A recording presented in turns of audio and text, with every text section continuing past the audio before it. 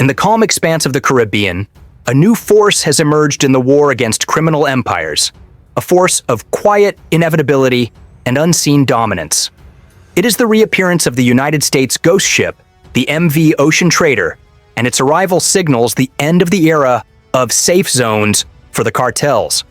This vessel is the focus of America's most secretive maneuver in the ongoing fight against transnational smuggling, leveraging a covert floating base to expose and shatter hidden trafficking routes. The Ocean Trader is the kind of ship that should not exist. It is a vessel operating without a flag, without a traceable record, moving through the essential waters of the Caribbean as if it were truly invisible. Yet, the intelligence world noticed it. Satellites tracked it, anchored in the open blue near St. Kitts, pushing closer to the edge of Venezuelan waters. This was no rumor for the intelligence analysts who follow clandestine maritime activity. Its return was a clear message to the adversaries. The United States has completely shifted the war on cartels from noisy, visible confrontation to silent, constant occupation. This ship is not a traditional warship, carrying no emblem and firing no warning shots. It appears on no public registries. Outwardly, the vessel looks like nothing more than a slow, unremarkable cargo carrier, blending into the heavy traffic of the commercial lanes.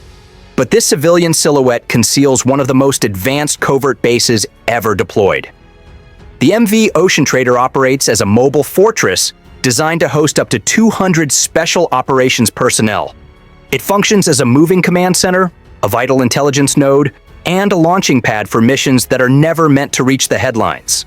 Its decks hide helicopters, small strike boats, and drone bays, ready for rapid, unannounced deployment.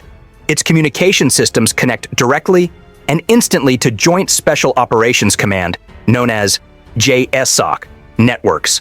From the outside, the ship is truly a ghost. From the inside, it is a hive of sensors, signals, and dedicated soldiers in constant, disciplined motion. When the ship reappeared off the coast of Venezuela in late 2025, the balance of power in the region changed immediately. The Caribbean was already a front line in Washington's powerful campaign against transnational smuggling. Cartel vessels were being targeted and sunk, and U.S. drones patrolled international waters with increasing frequency. But the Ocean Trader added something decisive: endurance. It possesses the capability to stay at sea for months without needing resupply, constantly shifting its location under the cover of darkness. This endurance translates directly into persistent surveillance, an unblinking presence that is invisible to the naked eye, but is always within range of radar, radio, and high-fidelity reconnaissance feeds. The ship does more than just watch the movement across the water. It listens intently to every signal moving through the air. Before we get to that, I need your help. I'm trying to hit 50,000 subscribers by the end of the year, and I need your help. So I would really appreciate it if you could subscribe and help me out. To grasp the humiliation now facing the cartels, one must understand the battlefield. The waters off Venezuela serve as one of the world's most active smuggling corridors. Every week, dozens of narco boats, semi-submersibles, and heavily disguised fishing vessels depart from the coastal zones of Sucre and Delta Amacuro, heading north toward the Caribbean islands.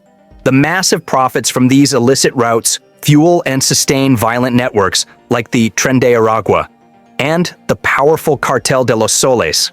These organizations are deeply entangled with parts of Venezuela's security apparatus, blurring the line between state power and criminal enterprise. For years, cartel operations adapted faster than any traditional enforcement methods could react.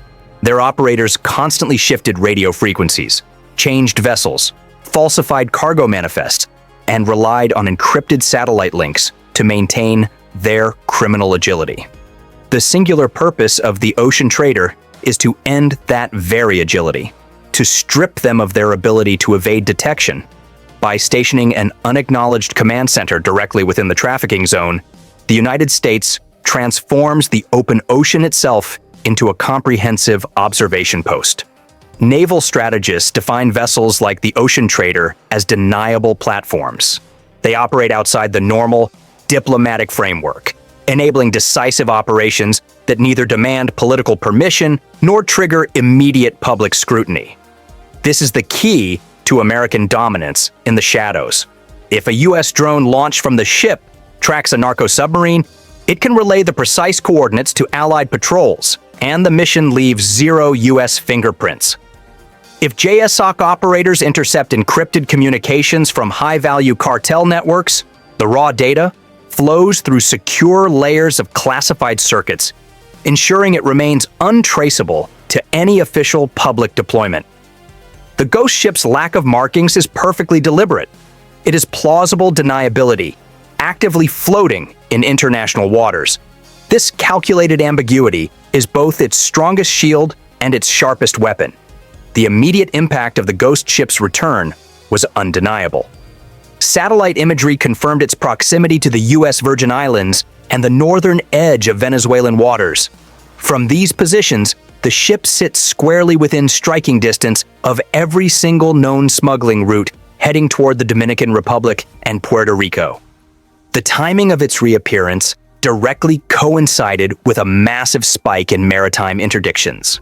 Between September and October 2025, U.S. forces conducted multiple, precise strikes on drug-running boats within that exact same region. While the Pentagon maintains a necessary public silence, the correlation is utterly clear to analysts. The ghost ship watches, listens, and directs the decisive action. It is transforming the ocean from a criminal highway of smuggling into a meticulously monitored grid. Technically, the ocean trader is a powerful hybrid, part cargo ship, part special operations mothership. Its hull hides hangars and rapid launch bays, capable of deploying helicopters and rigid-hulled boats within mere minutes. Secure rooms deep within the vessel function as centralized coordination centers for electronic warfare, intelligence fusion, and mission planning. The crew is composed of the highest-tier warfighters, Navy SEALs, Marine Raiders, and intelligence officers, all trained to move without acknowledgement and to strike without leaving a visible signature. The ship's true power lies not just in its offensive weapons, but in its perfect invisibility. Its transponders remain off. Its communication lines are bounced and protected through encrypted satellites. To all commercial sensors, the ship appears only as an anonymous freighter, simply drifting with the current. This defines the new face of American counter-smuggling strategy. Mobility and precision triumphing over traditional presence and publicity. Traditional U.S. bases in places like Puerto Rico or Curaçao can provide long-range reach, but they cannot provide the element of complete surprise. The ocean trader offers both. Before we get to that, I need your help. I'm trying to hit 50,000 subscribers by the end of the year, and I need your help. So I would really appreciate it if you could subscribe and help me out. It can shadow a cartel convoy for days, intercept every communication, and then vanish entirely from radar range. This replaces the loud, visible show of force with quiet, relentless inevitability. By the time a cartel vessel realizes it is being followed, the U.S. response team is already closing in from the dark. This is interdiction at zero distance, a complete paradigm shift. Instead of simply reacting to shipments already in transit, the United States gains the power to dismantle them right at their origin. The psychological shock of this deployment has been devastating to the cartels. Cartel commanders rely entirely on predictability, timing, and specific geography. Every movement is planned around known political boundaries and predictable patrol schedules. But with the ghost ship's confirmed presence, those rules are utterly shattered. Intercepted communications from the region hint at total disarray. Smugglers have been forced to halt movements through coastal routes they once arrogantly called untouchable. Middle-ranking lieutenants have gone dark. Armed convoys are abandoning their depots, scattering inland, or switching to vastly more expensive overland transport. The fear is not merely military, it is deeply psychological. No cartel member knows when the next strike will come. The ship's superior stealth systems and lack of identifiable radar signatures make it effectively invisible to them. Every night, sky is now assumed to conceal a drone. Every distant engine hum could mean incoming helicopters. For cartel leaders accustomed to total control over their battlefield, this level of paralyzing uncertainty is unbearable. The greatest weapon the ghost ship wields is not its physical armament. It is the sheer, overwhelming fear it generates. Every time a cartel vessel leaves its port, its commanders must now operate on the humiliating assumption that they are already being watched. Every harbor has become a potential kill zone. This cost of paranoia multiplies exponentially. Convoys are forced to reroute, high-level meetings are canceled, and trust dissolves completely within the criminal ranks. Cartel informants now whisper nervously about the eye in the water. Rumors spread that the ocean trader can intercept every encrypted message, identify heat signatures from miles away, and deploy special operators within minutes. Whether or not every rumor is factually true no longer matters. The destructive myth has completely taken hold. The idea of an invisible predator lurking nearby has already begun to erode the morale of the entire network. This erosion is highly strategic. Panic ruins discipline, and disorganized cartels inevitably make mistakes. Every abandoned route and every intercepted radio message becomes another devastating thread in a rapidly collapsing network. The ship's proximity to Venezuela is a crucial factor in this overwhelming dominance. Venezuela's coastline has served for too long as an easy gateway for cocaine shipments. Cartels operated there under the confident, tacit protection of local power brokers. They were confident the U.S. would not risk a full-scale military footprint close to Venezuelan sovereignty. But the ghost ship changes that entire equation. Anchored legally in international waters, the ocean trader bypasses the need for diplomacy. It does not require basing rights or regional consent. It simply exists, close enough to strike with devastating force, yet far enough to completely deny any political provocation. Its very presence sends a humbling message to the adversaries. You are within reach, and we are already here. For the cartels, this proximity means unavoidable exposure. The comfortable line between hidden and hunted has utterly evaporated. For the U.S., it means real-time dominance, intelligence gathering, constant surveillance, and rapid execution, all orchestrated without crippling delay. The ghost ship makes traditional geography completely irrelevant. Anywhere within its powerful radar horizon is now a potential active battlefield. The cartels face an impossible dilemma. To fight back, they would need visibility, but the ghost ship's stealth profile gives them none. Its radar signature is minimal. Its operations are masked under layers of misinformation and military-grade silence. They cannot attack what they cannot find. Some commanders have frantically ordered scouts to try and locate and photograph the vessel, hoping to anticipate its moves. Others are bribing corrupt harbor officials for maritime intelligence. None of these pathetic efforts have worked. The ocean trader constantly shifts position, alters its course, and operates under false transponder codes. It is truly a phantom in plain sight, a weaponized absence that breeds a new, corrosive kind of paranoia. Every single civilian tanker has become suspect. Every satellite image is now viewed as a warning. The cartels are learning, through bitter humiliation, that the modern battlefield is no longer about territory. It is about the complete control of invisibility. For decades, drug lords relied on the comforting illusion of total control. They bought political protection, infiltrated governments at high levels, and built fortified transnational networks. But the revelation of the ghost ship cuts straight through that criminal illusion. Suddenly, their once safe zones are demonstrably unsafe. The ocean, which was once their greatest escape route and ally, is now hostile territory patrolled by unseen dominant enemies. The usual cartel countermeasures, bribery, evasion, and camouflage, are useless against an opponent that utterly refuses to announce itself. Commanders are reportedly pulling back entirely from coastal operations, humiliatingly shifting smuggling towards slower, costlier, and more complex land routes through places like Colombia and Guyana. That forced rerouting strains their existing alliances, increases costs massively, and disrupts their entire schedule. Every forced adaptation only exposes a new vulnerability. This cascading disruption is the precise outcome the United States intended. Not just crippling physical strikes, but total psychological collapse. The ghost ship does not have to fire its weapons to win, it only has to exist. The global ripples of this dominance are already being felt.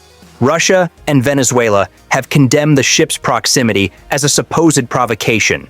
Yet even these adversaries cannot deny what the exposure reveals. The United States has achieved unmatched operational flexibility in maritime warfare. European analysts note that the ocean trader represents a completely new category of power projection, a hybrid between a formidable warship and an all-seeing intelligence node. For the cartels, this American innovation is nothing less than a death sentence. The power of fear changes behavior much faster than the force of bullets. When cartel commanders are forced to question their own maps and their own security, hesitation spreads like a poison. A delayed shipment here, an aborted mission there. Each hesitation compounds into a permanent loss of criminal control. This is how criminal organizations truly collapse, not through simple annihilation, but through total, paralyzing doubt. The ocean trader ensures permanent uncertainty. Its masterful silence forces adversaries to act slower, communicate less frequently, and ultimately trust no one. In this form of counter-narcotics warfare, that enforced paralysis is total victory. Every single ounce of confusion among the traffickers means fewer tons of deadly narcotics crossing the world's borders. Even if the ship never launches another helicopter, its profound psychological effect alone redefines the entire battlefield. It transforms criminal confidence into extreme caution, and that caution quickly spirals into operational paralysis. This is a new decisive phase of the drug war. It is something sharper, technological, covert, and relentlessly focused. The ghost ship perfectly symbolizes the seamless fusion of intelligence and warfare, constant, unblinking surveillance married to surgical, decisive force. It does not merely chase smugglers, it anticipates their every move. By positioning this floating special operations base near Venezuela, the U.S. has effectively inserted itself directly inside the logistics chain of the cartels. Every radar pulse, every heat trace, every movement they attempt can now be instantly and precisely analyzed. For the first time, the cartel's maritime empire faces a hunter that never sleeps and masterfully refuses to show itself. The panic now spreading through their ranks is not misplaced. It is the inevitable sound of criminal certainty collapsing. The exposure of the MV Ocean Trader is more than a mere leak. It is a clear, historic turning point. It demonstrates that the United States is prepared to operate on the absolute edge of legality, projecting unstoppable force from mobile platforms that completely erase the need for fixed bases or predictable borders. For the cartels, that means every coastline they attempt to use could hide another ghost. The final strategic lesson is clear. The balance of fear has irreversibly shifted. The hunters are now completely invisible, and the hunted no longer know where to hide or who to trust. The ghost ship did not need to fire a single shot to win the psychological war. Its mere presence has already achieved its intended mission of total dominance. The ocean trader watches from the distant horizon, never speaking, never blinking, relentlessly reshaping the unseen war that determines what deadly cargo reaches the world's shores.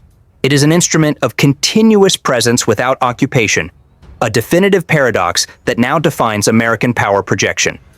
The next phase will unfold in waves: precision strikes, political isolations, and intelligence disclosures, but the result is inevitable and already echoing across borders. Cartels will fragment, state collusion will weaken. Venezuela's destructive role as a trafficking hub will continuously erode under this constant, devastating scrutiny. In that ongoing erosion, a new, American-led balance of power is taking firm and undeniable form. The age of ghost operations belongs to the U.S. now, and the shadow that once protected traffickers has turned against them. The ocean trader drifts in silence, but its dominance speaks loudly, a permanent signal to every criminal network built on secrecy. The invisible war is over, and unwavering American visibility has already won. This takedown was just the start. The fight isn't finished. On your screen is the next video. Click the video, it opens right away, and you'll see the cartels crushed even harder.